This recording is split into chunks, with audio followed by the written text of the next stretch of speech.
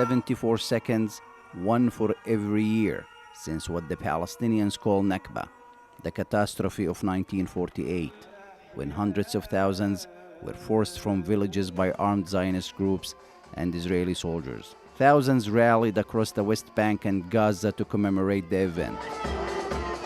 7 million Palestinians today are deprived from the right to come to their homeland. And today is a day to declare that we are all unified in our struggle to end not only occupation, but the whole system of apartheid and racial discrimination in the whole of Palestine. Palestinians of all ages waved flags and held giant marquees, a widely used symbol of the Nakba, a reminder of the keys that many Palestinians have kept to the homes they left behind. Palestinians say commemorating Nakba serves to keep its memory on the minds of all Palestinians, including the young ones. Today I came with my daughters to teach our children and raise them not to forget our rights. Few Palestinians lived through the Nakba are still around. Yusra Safi is 84 years old. She's from a village called Beit Nabala, whose population was more than 2,300 at the time. She fled with her family during the Nakba. My sister woke me up and told me, "Wake up. A plane hit the village." We took some things like blankets. We cried a lot. She moves around with the help of a walker, aided by one of her children or grandchildren.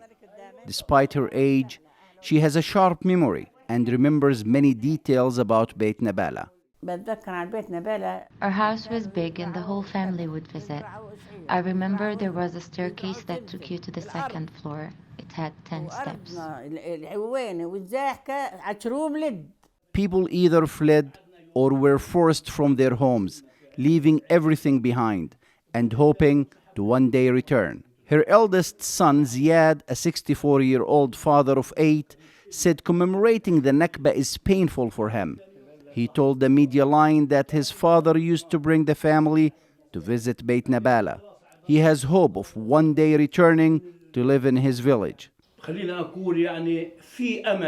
I was in pain when we used to go to Beit Nabala, and I didn't want to go back home. I have a strong sense of nostalgia and strong feeling for my village, even though I was not born there. His mother gave him an old, rusted key, along with tax documents for his grandfather's house. They were passed on to her by her parents, and now she is passing them to her children. Today, it's almost impossible to make out where the village's houses were because of overgrown grass and trees. But Ziad said he appreciated the symbolism of the key. Although it was demolished, we preserve it because it is a trust from one generation to the next, and we will pass it on to future generations. Reporting for the media line, Muhammad Al-Qasim, Ramallah, the West Bank.